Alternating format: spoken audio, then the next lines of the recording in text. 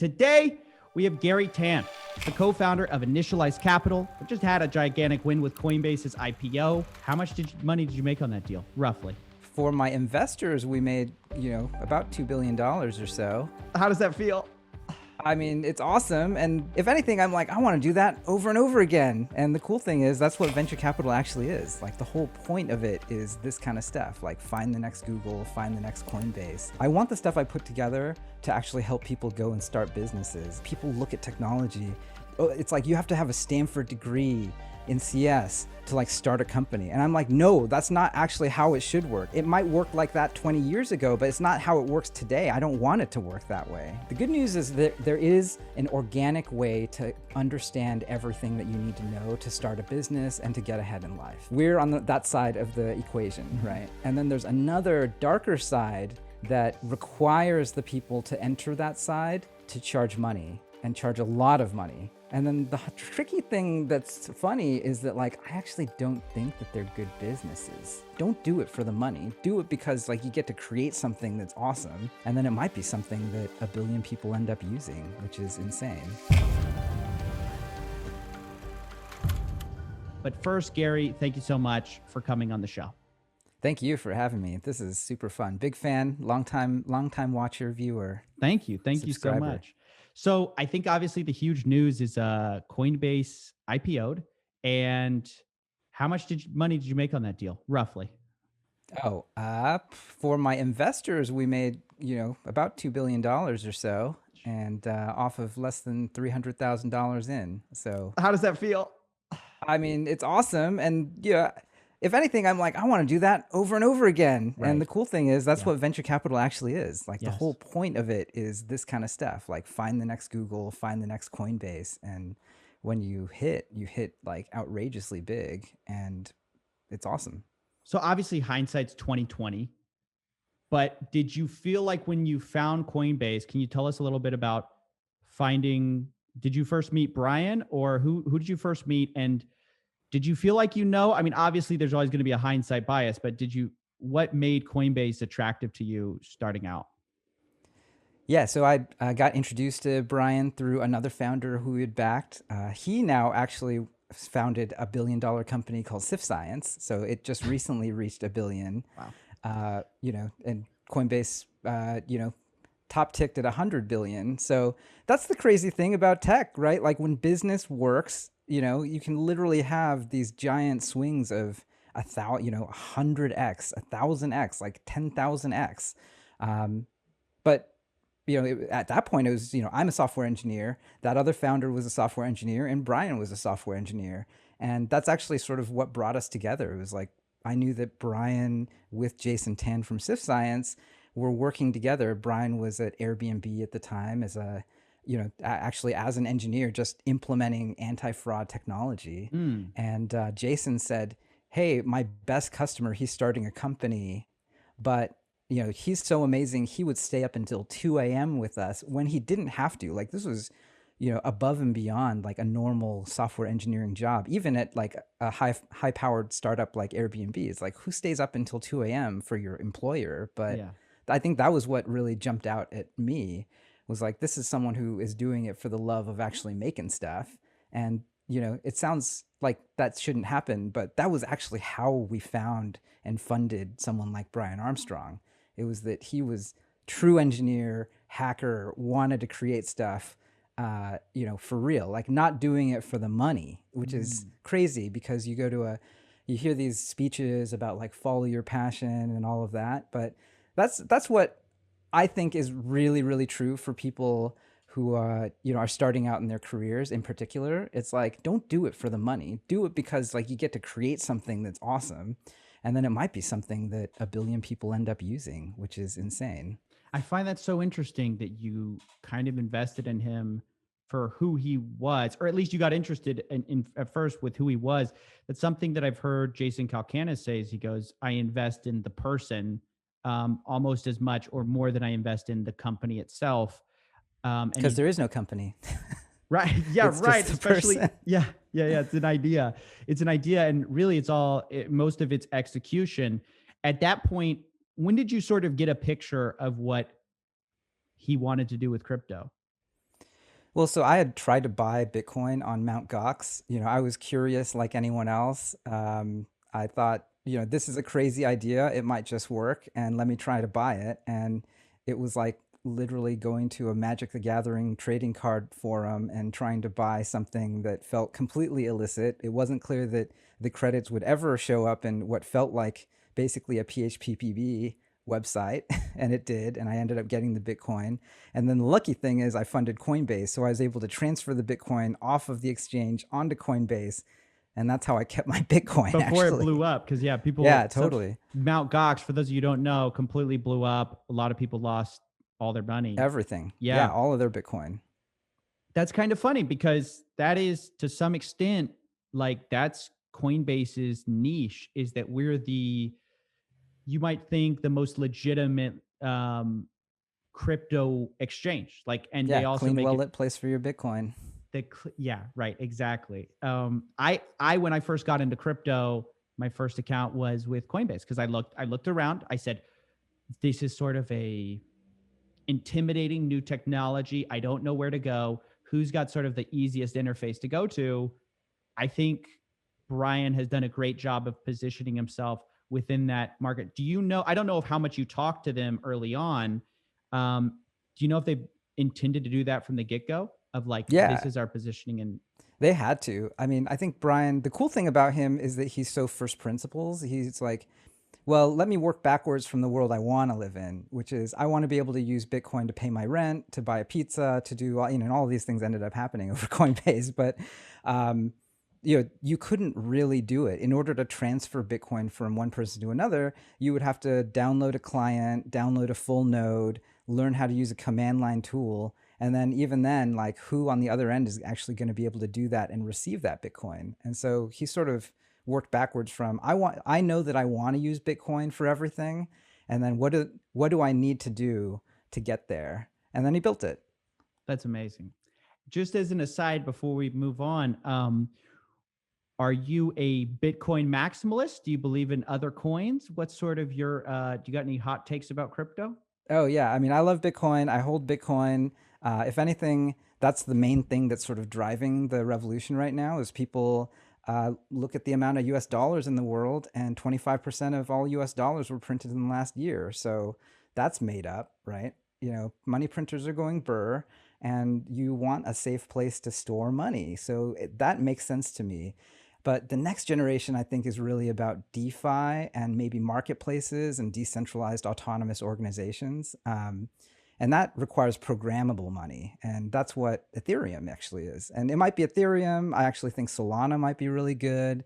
But there's something like that. There are a bunch of different chains that, we could mention. Polkadot, I think, is interesting. But, I'm mainly only holding Ethereum and Bitcoin because those I think are sort of the home base. Like all roads sort of like lead back to those. Yeah, and I agree. I agree. I'm kind of similar. And if you're I think holding Doge is a Ethereum right scam. now, Unfortunately, sorry everyone, it's a scam. Don't do it. People are gonna cancel me for this, it, but I would not tell my closest friends to buy Doge right now.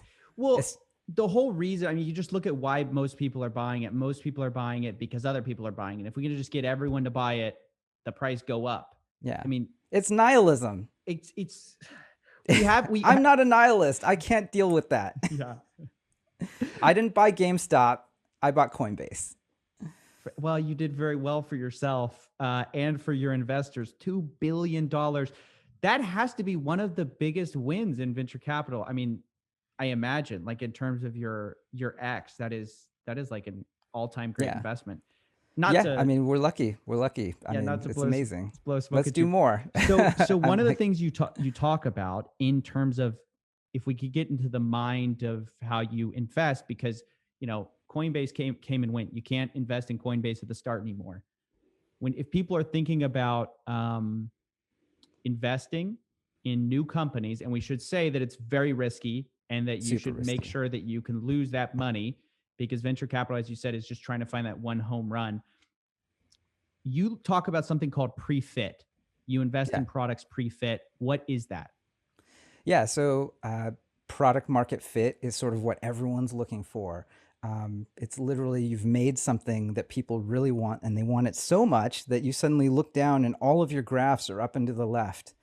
They're up and to the right. They are just completely, going up all the time. You're running out of inventory. You're running out of people to do customer support. Like you're just trying to hold it together, really. And that was the moment.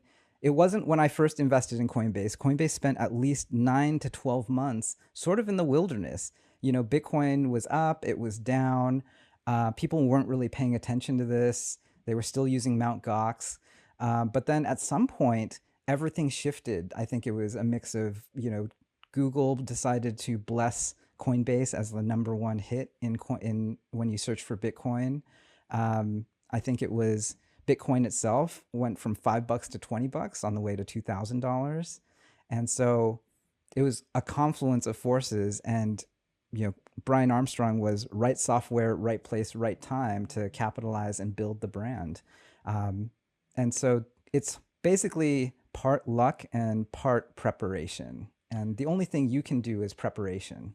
So if I understand, you're trying to find founders before they've kind of found their way necessarily. Yeah. Yeah. Or even that there's a market yet. How do you even do that though? I mean, that seems like venture capital already feels like throwing a dart at a dartboard blind. This feels like throwing a dart and you don't even know if there's a dartboard there. Yeah. Well, I was sort of primed for Bitcoin as an idea because I worked for Peter Thiel making hedge fund software for him. And they made me read this book called The Dollar Crisis. So all the things we talk about today, where the US dollar is a fiat currency and anyone can, the Fed just prints it all the time, that wasn't something that people generally knew. You can trace everything back to that moment when Nixon took us off the gold standard. And, WTF happened in 1971.com, right? Just go to that website and you'll see there's no commentary. It's just graphs of everything about modern society changed at that moment. And so I had that loaded in my head. And then I had actually tried Mt. Gox. So if I connected those things together, I said, well, this is a fringe, weird thing, but smart people who can build stuff have already invested their time and energy in this thing. And so if I say that what they believe actually comes true, what will this be? And, at that moment, I said, this is it. Like, this has to be it. But the thing is, and you're right to point out, like, this is, we had to fund 98 other companies that all didn't do that well. I'll take it back. Probably 20 of them did well enough to make their founders millionaires. But, probably 80 of them basically went out of business. And, that isn't to say we didn't make money. We sometimes got our money back. That isn't to say the founders didn't end up better. Like, not all of them ended up better off, but many of them went on and got better jobs, like became head of, tech or, PM at all these other top companies. So, the cool thing about it is, like, even in failure, if you're good and you're a good builder, you can actually still succeed. But then it still definitely took a portfolio of 100 companies, about $50,000 in 100 companies in order for us to find 2 companies worth $10 billion or more. The other one in that portfolio of a $7 million fund was Instacart, actually. Wow. That's really exciting. And to do the math for everybody, that's $5 million, most of which presumably would have taken a loss on to find those 2 wins. But part of, I guess, finding a company before the product market fit is that you have less competition, I would assume, from other venture capitalists who are looking for that, right? I mean, I don't think people were looking for something like Coinbase at the moment that we funded it when Brian Armstrong was one person. Because, actually after Series A, after that moment when Bitcoin went off $5 to $20, after they raised their first Series A from Union Square Ventures, that was when suddenly there were crypto funds and there were people looking for that thesis. And what's funny is there were probably 24 different competitors to Coinbase that were funded after Coinbase, but Coinbase already was number 1 in Google. Like, you couldn't unseat them at that point. Like, it was already doing 15% of the global volume of Bitcoin transactions on Mt. Gox. Wow. So it was already it had already won. Hmm. And all of those other Bitcoin sort of like fast follower Coinbase competitors, I think 90% of them died. That's incredible how much sometimes tech can be that way about having being at the right place at the right time, having the right foundation, just sort of getting there early. But I think you also have to have a vision, right? Like over and over, it just seems like the people who understand the thesis first are best positioned to move. What thesis do you understand now, or do you believe in now that you don't think most other people have caught on to yet? Oh man, that's a great question. I think people, well, the hard part is asking a VC this is not on the cutting edge enough, because the true answer to that is sitting in the mind of a founder who's watching this right now, and they won't know whether or not it's the thing that will be the future yet until they try to convince someone else of it. And then if they can convince that other person, then that's two people who will go out and infect like four people, and then these things like sort of spread like viruses after that. Mhm. Crypto itself is like the perfect manifestation of a mind virus. And the cool thing is, it can come from any of us. So I don't know. I have like a bunch of different weird themes though that I think are continuing to grow really quickly. I mean, I think the idea that computers can see right now, that's insane. That's why we were the first investors in Cruise Automation, which was the first commercialized Oh yeah. attempt at an autonomous vehicle Hmm. company.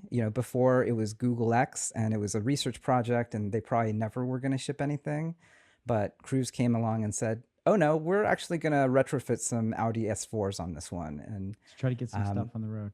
yeah, let's get stuff on the road. And I think that taught us that the ability for computers to be able to see and recognize things. I mean, it's wild. Like, we're just at the very early part of that. And so if you're a software engineer, you learn machine learning and computer vision.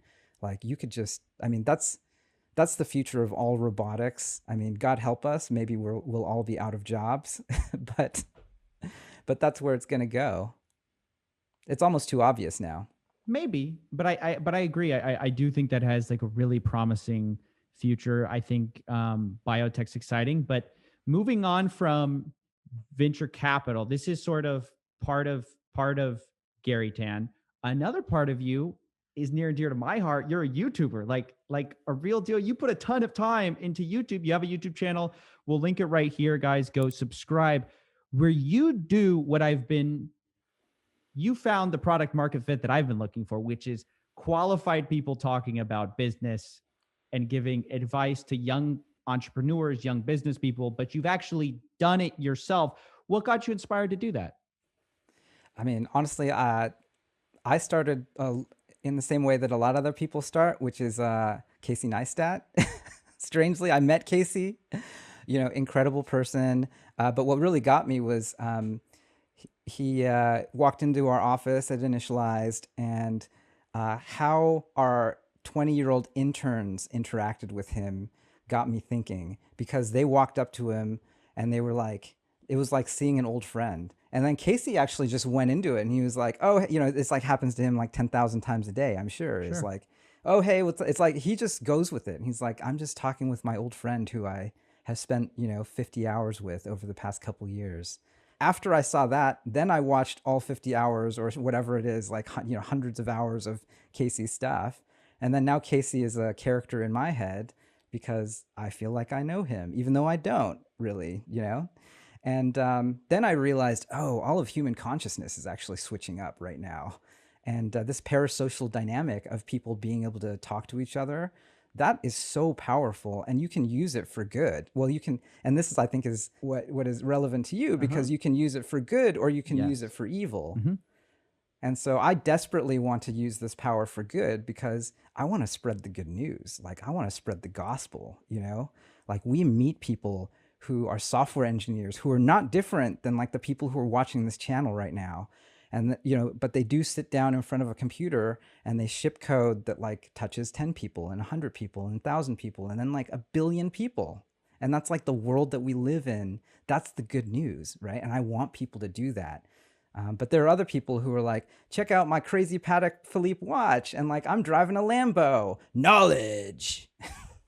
Yeah, exactly. Well, I think you said it best. There's a powerful shift going on, which is that the new kind of influencer or whatever does build it builds altitude for one thing. I mean, like when Casey Neistat walked into your office, he had immediate rapport in a way that almost no one else has ever had before, even celebrities. I mean, even, more and more we're seeing into the lives of celebrities, but for a while it's like, oh, they're just on the movie. You wouldn't see, Dwayne the Rock Johnson and think, I know that guy. You would think, oh, there's a star, but you wouldn't think I know him. Whereas now all these influencers, you do think you know something about them, depending on how intimate they let you in their life.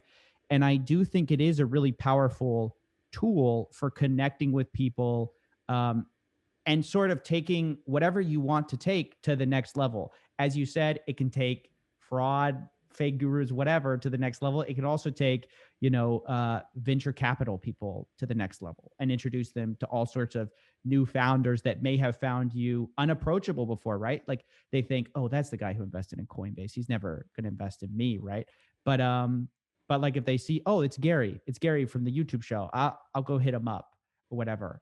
I agree, it's really powerful. What are some lessons you've learned as a new YouTuber, like going from like, mostly focusing on a business, now you're on like a social side? Have you noticed anything different? Oh man. I mean, I find that I want everyone I know who's smart, who could influence people, to do this now. Do you ever do that? Do you ever convince your friends to try to become YouTubers now that you have done it? Well, Because it's like, here's some power that is like maybe really useful for you, but like, and then generally I try and do it with people who I genuinely think like could help other people. that's what I try to do. So I've stopped doing it. When I first kind of got a little bit figured out YouTube a little bit, I was like, I wanted to help everyone do it. But then I realized there's so much survivorship bias in this thing that it's a bit like, have you ever heard do you know what the Joe Rogan podcast is? I mean, Yeah, of course. so he's always telling everyone they need to start a podcast. And at a certain point, it becomes a little bit grating. You're like, Joe, not everybody's going to start like this gigantic podcast. Some people get like 5 viewers, whatever.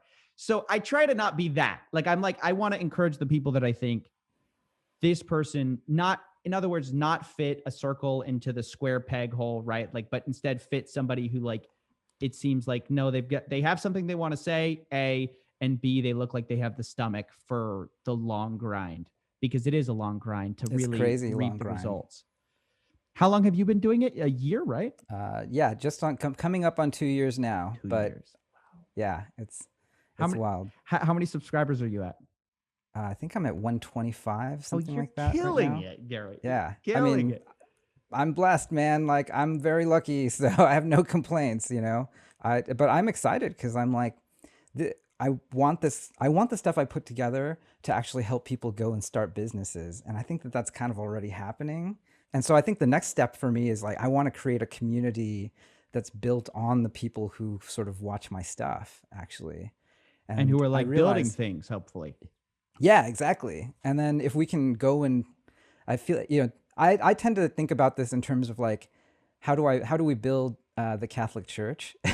It's like, how do we build something that lasts I've noticed this beyond? religious theme with computer science. You're like spread the good news, Catholic Church.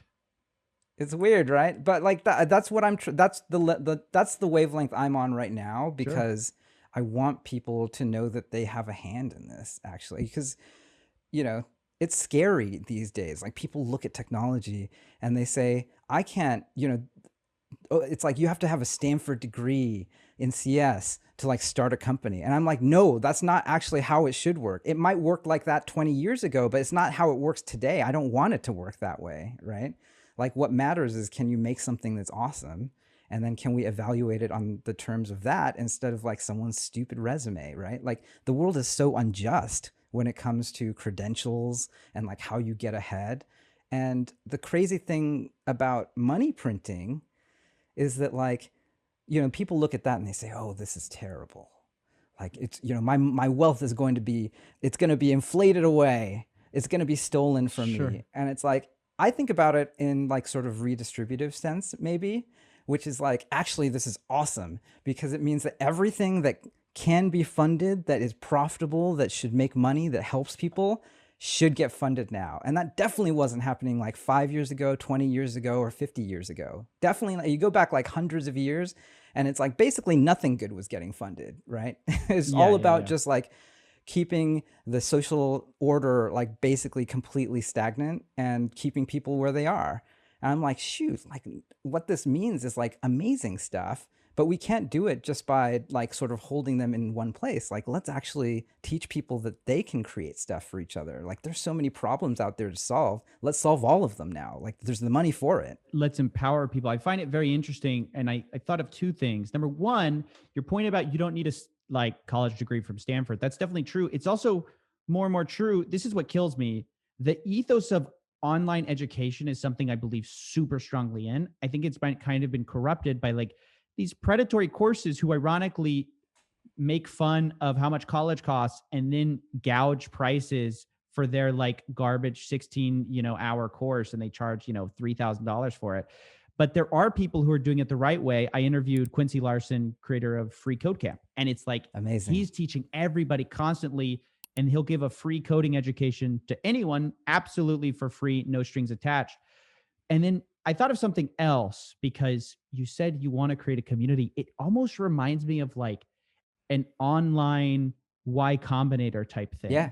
Of like where Y Combinator almost in a way feels a bit exclusive. I was talking to Justin Kahn and I was like talking to him about Justin's awesome. Yeah, he's great. But but there's only so many people Y Combinator can take.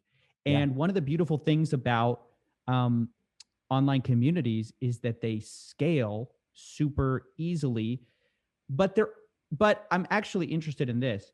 How do you think online communities fail compared to real life communities, and how do you want to address that? Yeah, that's a great question. You brought up Y Combinator, and I have to sort of point out, like, actually, that's what Paul Graham did. Like, I was a software engineer with credit card debt, and I was like running the rat race working for Microsoft. And then I found Paul Graham's essays, and he taught me, oh, shoot, like, you don't actually have to have a job. Like, you weren't meant to have a job. Maybe you should start a company. Well, and we are getting into some California Paul Graham ideology. I love it. Go, yeah, go, man. go, go, go, go.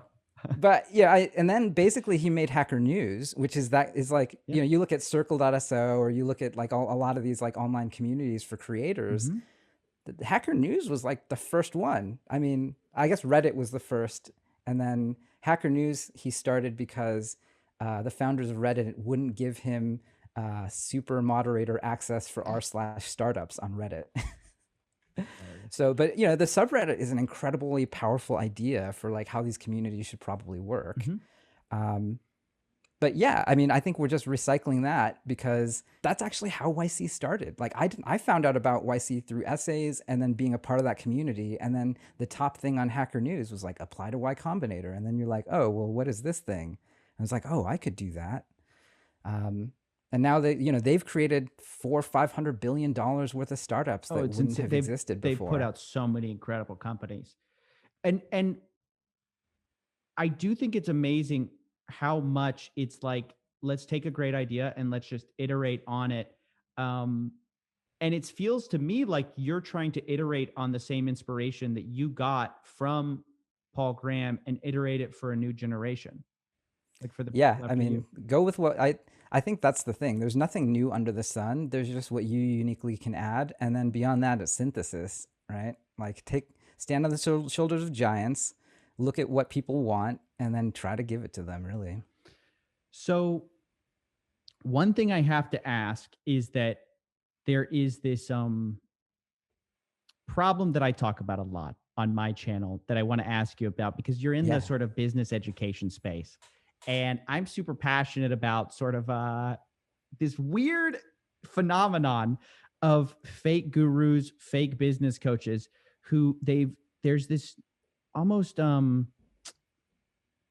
meta of promising the world to people and kind of not giving them the goods. Yeah. And my question to you is, have you seen this play out? And how do you think we can change this for the better? Yeah, that's a great question. You know, there's a reason why this happens, and I Tell me think why. my theory is that you know, even as YouTubers, we have an incredible voice, but you know, unfortunately, like it or not, you and I, um, even with the big following, we are under the API. So all of the world is being rewritten with software. People who write the software get to sort of control things, and then you know, the rest of us are sort of like, we're basically like Uber drivers, you know, and that's there's it kind of sucks on the one hand. On the other hand, like, you know, we can put, you know, we can figure out how to get ahead on that stuff, right? And it's still valuable and powerful. And so part of how the algorithms work, you know, some of it is organic. You and I spend a lot of time on pure organic, Yep. right? But there are people out there who are these fake gurus who spend a lot of time on paid. And that's an interesting quirk of the system. The more money you charge, you know, and in startup parlance, we talk about it as lifetime value. Mm-hmm. So the more a customer who comes in is worth to you, the more you can, you know, then you can take that money and you put it back in customer acquisition cost. You blitz And scale ads. exactly. Yeah. And so that's what you're seeing. The really great content does still rise up. It's purely organic. You know, the good, and that's the good news, right? The good news is that there is an organic way to understand everything that you need to know to start a business and to get ahead in life, Yeah. right? And It's it's all out purely there. organic. Yeah. It's And we're on that side of, you know, we're on that side of the equation, mm-hmm. right? And then there's another darker side that requires the people to enter that side to charge money and charge a lot of money. And then the tricky thing that's funny is that, like, I actually don't think that they're good businesses. Like, if you look at some of the lawsuits between some of the people we're talking about, I mean, we don't Right. have to name names. It's Yeah. like all of them have been in lawsuits, all of them like double cross, backstab, like hurt each other. And it's like, you know what? Like, I work with a lot of founders, I work with a lot of businesses, Yeah. and the good founders, lawsuits generally, like, you can run into one lawsuit like your entire like 10 years because like something happened, right? But like some of these people, it like seems like there's a lawsuit that like follows them every single year or like every 6 months, and it's like, shoot, you know, these are not good businesses, and like you're not making enough money, and so, you know, that's why that stuff happens, right? Like, it's just like, so on the one hand, don't hate the player, hate the game. Like, the game is that people are taking profits, but they're not profits. They're actually, they drop it back into costs, and they're running a treadmill actually. Mm. And but what that means is they get way more distribution, a lot more people see it, and that's what you're sort of pointing to. It's like, why are all of these fake gurus doing this? And it's like, I feel empathy and sympathy for them because they are also under the API and they have to do it. They don't have another choice. Yeah. Part of me feels like part of me agrees that it's like not as good of a business model as people think, because you realize they're making 3 million, but they're spending 2.5 on, you know, AdSense, you know. But another part of my issue is that part of the claims you have to make to convert on traffic, and because your whole thing is like bringing costs down, part of it is like the easiest way is, hey man, make some more claims, like tell people, you know, give them some wild story and tell them you're going to change their life and make it better. And the way I think about it is, we don't allow people to say, hey, I've got a cancer curing drug, right? Yeah. Because it's predatory advertising, because fundamentally anyone sick would buy that. Why do we allow people to sell get rich quick schemes? It's the same thing, but it's for, you know, poor people are in desperate Yeah, I'm with situations. you. I They'll mean, do it's sad. anything. They'll do anything to get out of their situation. And they're told, oh, don't worry about it. You just need to know like these like 3 little tricks to get out of it. Which is why, like, I've railed against it forever, but I've decided that the one new shift that I've gone towards is now trying to platform good voices and show Totally. people there's a better way to do this. And there's also better people to listen to. I'm not telling people to listen to my business advice, but I will send it to people like your channel, people like Justin Kahn, people like Jason Calcanis, who y'all put out tons of free content talking about how to be a real entrepreneur, how to, you know, each of you guys have done incredible, whether it be through businesses you've built or investments you've made.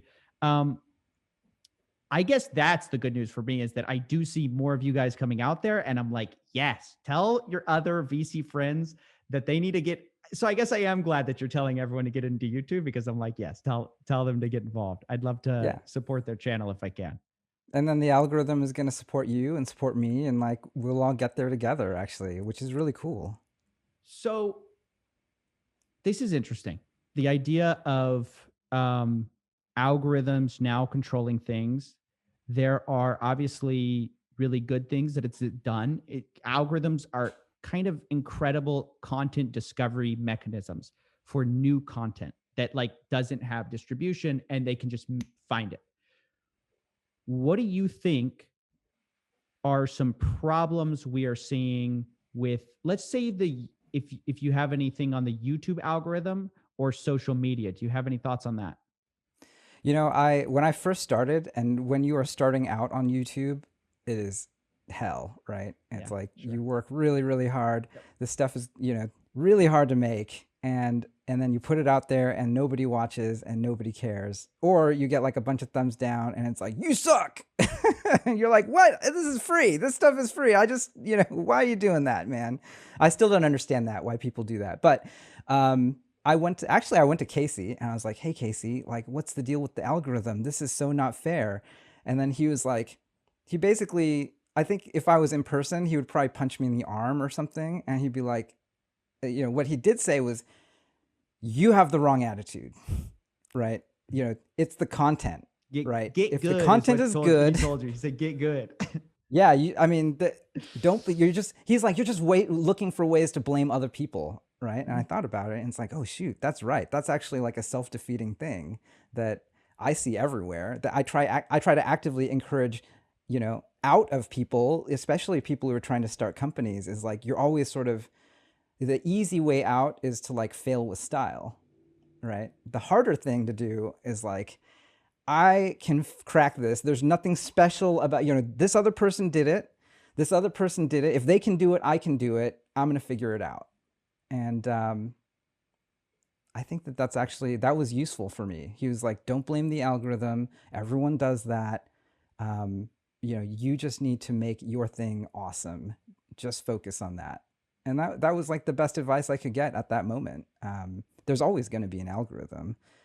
Whether or not it's fair, no, of course it's never fair, right? But you still got to play. And when you play, like, you still get the outcome that you want, right? That is an amazing answer. I actually think that might be a great way to end it today, Garry, is on that note.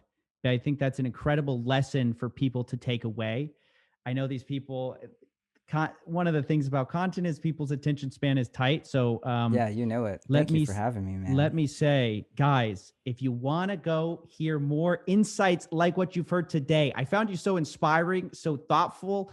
If you want to hear more things like this, go to Garry Tan's YouTube channel, linked in the description below. Let's blow him up. You've already blown up. You're fine. But if you like what he said, give it a subscribe, give it a watch, and congratulations on your future on the Coinbase, and best of luck with all your future endeavors. I hope you find many more like it. Thanks, man. We got to do this again. For sure. Sounds good. My channel next time. Let's do it. Let's do it. See you guys. I know what you mean.